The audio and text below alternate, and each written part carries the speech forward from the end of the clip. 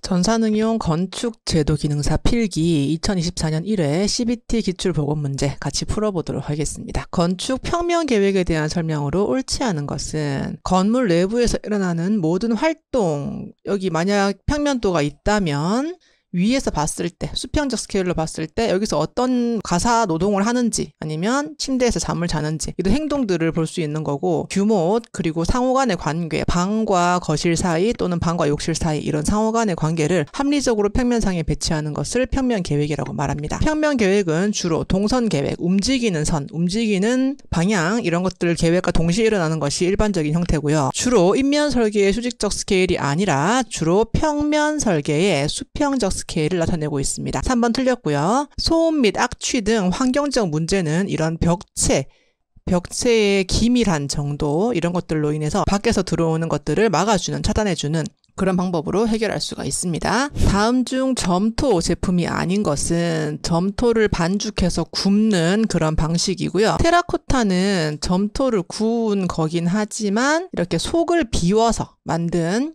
이런 형태의 타일을 테라코타라고 합니다. 그리고 위생독이나 타일도 점토를 반죽해서 변기 모양 또는 세면대 모양으로 구운 것이 위생독이, 그리고 타일 모양으로 구운 것이 타일이고요. 테라조라는 것은 백시멘트에다 돌가루를 섞어서 반죽을 하면 마치 어떤 돌처럼 보이거든요. 그래서 인조석을 만드는 일종의 방식이 테라조입니다. 백시멘트가 들어가는 방식이지 점토가 들어가는 방식은 아닙니다. 목구조의 부재 중 가세에 대한 설명으로 옳지 않은 것은 보통 가세는 이렇게 기둥과 기둥 사이에 빗대게, 경사지게 돼서 수평력에 대한 보강을 합니다. 벽체를 안정적 구조로 만들어주고요. 구조물에 가해지는 수평력을 주로 받고 있는데 여기서는 수직력에 대한 보강, 위에서 내려오는 압축력에 대한 보강이라고 이야기했어요. 틀렸습니다. 다음 건축 토면에 들어갈 내용은 치수 단위는 밀리미터를 원칙으로 합니다. 그리고 치수 단위가 밀리미터가 아닐 때는 센티미터라든가 미터의 단위 기호를 쓰거나 그 밖의 방법으로 명시를 해야 이것이 밀리미터가 아니구나 라는 걸 알 수가 있어요. 다음과 같이 정의되는 전기 관련 용어는 대지의 이상 전류를 방류시키는 것. 예를 들어서 건물 내에서 어떤 스파크가 일어나서 이상 전류가 발생을 했습니다. 그럴 때는 그것이 실내로 들어오는 것이 아니라 이렇게 땅으로 보내서 안전하게 만들어주는 방식, 그것이 땅으로 접하게 하는 접지 방식입니다. 다음 중 기경성, 공기로 인해 굳게 되는 미장 재료는 무엇인가? 보통 석고는 물에 개서 사용하거든요. 우리 석고 모델링팩 같은 경우에도 물을 섞어서 단단하게 만들어주는 거고, 수경성에 속하는 것인데 돌로마이트 플라스터는 좀 회반죽과 유사하게 탄산가스 를 만나서 경화되는 미장 재료입니다. 목재를 건조시킬 경우 구조용 목재로 가장 적당한 함수율 물을 포함하고 있는 퍼센트는 몇 퍼센트 이하입니까? 라고 물어봤습니다. 구조용 목재인 경우에는 함수율 15% 이하로 보고 있고요. 보통 기건 상태, 공기 중에 건조하면 15%까지 말릴 수가 있어요. 그런데 가구 이런 경우에는 조금 더 말려서 10% 이하로 규정을 하고 있습니다. 보강 블록조에 대한 설명으로 옳지 않은 것은 먼저 블록의 빈속에, 이 블록에는 지금 빈 부분이 있습니다. 이 부분에 철근을 매입하고 그리고 그 빈 공간에 콘크리트를 부어 넣어서 보강을 하는 것이 블록을 보강했다라고 해서 보강 블록조이고요. 내력벽 길이의 합계는 이렇게 벽량이 정해져 있습니다. 1제곱당 0.15m. 그리고 내력벽의 두께는 150mm 이상으로 합니다. 세 가지가 있어요. 4인치 블록, 6인치 블록, 8인치 블록. 이 중에서 4인치 블록은 내력벽이 될 수 없다입니다. 얇은 콘크리트판의 블록으로 거푸집 역할을 하는 블록의 빈속에 철근을 넣고 콘크리트를 부어 만들었다. 이렇게 예를 들자면 기역자라고 예를 들어볼게요. 이렇게 두 개의 기역자 블럭을 마주보게 배치해 주고요. 그 안에 철근을 심어서 콘크리트를 붓는 방식. 이것은 거푸집 블록조에 대한 설명이었습니다. 지붕의 물매, 지붕의 경사도를 결정하는데 영향이 가장 적은 것을 물어봤어요. 일단 강수량 또는 적설량, 눈이 얼마나 오는가 또는 비가 많이 오는가, 그럴 때는 좀 경사를 급하게 해서 밀어 내려주는 것이 좋고요. 간사이 크기는 이렇게 기둥과 기둥 사이의 거리인데요. 이 거리를 잡아줄 때 좀 경사도를 다르게 합니다. 그리고 지붕을 잇는 재료가 좀 무거울 경우에는 이 물매를 완만하게 해주고요. 가벼울 경우에는 급하게 할 수 있어요. 왜냐하면 이 서로 미는 그 무게가 실리지 않도록 해주는 그런 방식이고요. 처마라는 것은 기둥에서 이만큼 빠져나가는 거리인데 그것과는 영향이 아주 적죠. 자, 단면이 0.3, 0.6입니다. 보통 보는 이렇게 세로로 기니까 가로가 0.3m, 세로가 0.6m, 그리고 길이가 10m라고 합니다. 전체 길이가 10m.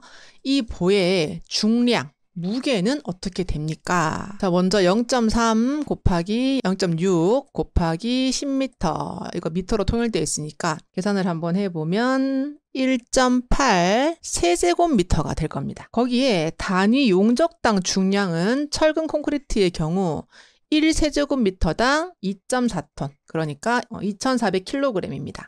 그래서 1.8 곱하기 2.4톤 이렇게 가면 정답이 4.32톤으로 나옵니다. 전동기 직결의 소형 송풍기에 냉온수 키워드가 나왔어요. 물을 이용했대요.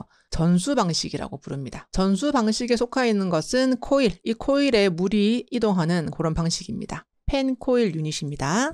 단면도를 그릴 때 가장 먼저 이루어져야 하는 것은 단면도는 집을 세로로 잘라서 벽체와 지붕의 형태 그리고 기초의 형태를 보여주는 도면인데요. 그라운드 레벨, 지반선이 가장 먼저 필요합니다. 지반선 위치 결정이 먼저입니다.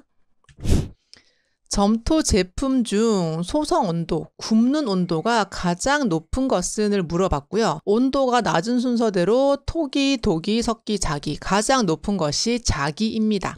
소성 온도가 높으면 단단하고요. 흡수율이 작아집니다. 자, 밴딩 모멘트, 휘어지려고 하는 휨 모멘트, 그리고 잘라지려고 하는 전단력을 견디게 하기 위해 보단면, 보의 끝부분을 중앙부보다는 두껍게 단면을 증가시킨 부분, 이것은 헌치라고 하는 용어를 가지고 있습니다. 그리고 15번이 뒤에 있는 문제와 겹쳐서 지금 빠져 있고요. 바로 16번 넘어가겠습니다. 다음 중 점토 제품의 소성 온도, 굽는 온도 측정에 쓰이는 것은 이렇게 뾰족한 원뿔 모양을 우리 용광로 안에 집어넣습니다. 온도를 재기가 너무너무 뜨거워서 어렵습니다. 이 안으로 집어넣어서 온도에 따라서 이 끝이 구부러지는 그 위치가 있어요. 그것을 보는 것이 재게르추입니다. 시멘트 저장 시 유의해야 할 상황으로 옳지 않은 것은, 이 문제도 꽤 많이 나오는 문제인데, 시멘트는 계구부와 가까운 곳에 있으면 좀 쓰긴 편하겠지만 계구부와 가깝다는 것은 가장 먼저 넣은 것이 아니라 뒤에 넣은 것일 가능성이 높아요. 그래서 계구부와 가까운 곳이 아니라 먼저 넣은 것을 먼저 뺄 수 있도록 해주시면 되겠습니다. 콘크리트 강도 중 가장 큰 것은, 콘크리트는 주로 압축력을 받고요. 그리고 철근은 인장력을 주로 받습니다. 황동에 대한 설명으로 옳은 것은, 황동은 구리 플러스 아연이고요. 청동이 구리 플러스 주석입니다. 이 두 개를 구분하시면 좋겠고, 보통 구리는 똑같은데 여기서 아연을 더하느냐 주석을 더하느냐의 문제입니다. 그래서 보통은 제가 외울 때 모자를 씌워서 황동, 모자를 씌워서 청동 이렇게 외워주시길 바랍니다. 반원 아치의 중앙에 들어가는 부분은, 이 부분이 사람으로 치면 이마돌입니다. 길고 가느다란 부재가 압축 하중이 증가함에 따라 부재의 길이의 직각 방향으로 변형하는 것. 굉장히 어려운 말인데, 일단 길고 가는 것의 대표적인 것이 철근이 있습니다. 여기에 압축력을 받는 거예요. 물론 콘크리트가 다 막아주고 있지만 이 철근 자체로만 봤을 때 압축력을 받으면 이게 순간적으로 내력이 급격히 감소하는 현상, 순간적으로 꺾여버리는 현상입니다. 좌절하고 굴하는 좌굴입니다. 아치 구조는 상부에서 오는 수직 하중이 아치의 축선에 따라 좌우로 전달이 돼버립니다. 그래서 주로 상부에서 받는 압축력을 주로 받고 있습니다. 벽돌 내쌓기에서 내쌓을 수 있는 최대 한도는 벽체가 이렇게 있고요. 벽돌로 만들었어요. 거기서 이제 한 장씩 또는 두 장씩 내쌓는 거예요. 물론 안쪽에서 잡아주는 벽돌도 있습니다. 이 내쌓는 최대 거리, 이것은 2.0b 거리만큼 넘어가지 않도록 주의하시면 되겠습니다. 다음 중 개구부, 보통 창이나 문을 개구부라고 하는데 가장 많은 제약을 받는 것은 벽돌 구조입니다. 벽돌은 서로 붙잡고 있는 힘으로 버티고 있는데 개구부가 생긴다는 것은 이렇게 윗부분이 허공에 뜬다거나 이 벽돌끼리 잡아주는 거리가 멀어져서 잡을 수가 없는 상황이죠. 그래서 좀 작게 만들어야 되는 것이 벽돌 구조입니다. 다음과 같은 왕대공 지붕틀에 이 부재가 일반적으로 받는 것. 일반적으로 이런 사선 부재는 압축력을 주로 받고요. 이런 수평재나 수직재 같은 이런 직선 부재는 만약에 이렇게 눌렸을 때 이렇게 서로 벌어지려고 하는 인장력을 더 받아줍니다. 측압에 대한 설명으로 옳지 않은 것은 벽체가 이렇게 있으면 예를 들어서 지하수가 좀 많이 포함된 땅이라고 봤을 때 이렇게 벽체를 미는 힘이 측압이에요. 그리고 토압은 지하 외벽에 작용하는 대표적인 측압, 방금 그린 겁니다. 그라운드 레벨 밑에 있는 이 지하의 흙이 벽을 미는 것, 그것이 대표적인 측압이고요. 콘크리트를 타설할 때, 콘크리트를 부을 때 슬럼프 값이 낮다는 것은 좀 뻑뻑하다는 거예요. 뻑뻑하면 이 거푸집을 미는 힘이 높지 않습니다. 그런데 슬럼프 값이 크다. 이 값이 크다는 것은 묽어요. 그래서 이렇게 옆으로 쓰러지려고 하는 성질이 발생합니다. 그래서 슬럼프 값이 낮을수록 거푸집에 착용하는 측압은 크다가 아니라 작다 되겠습니다.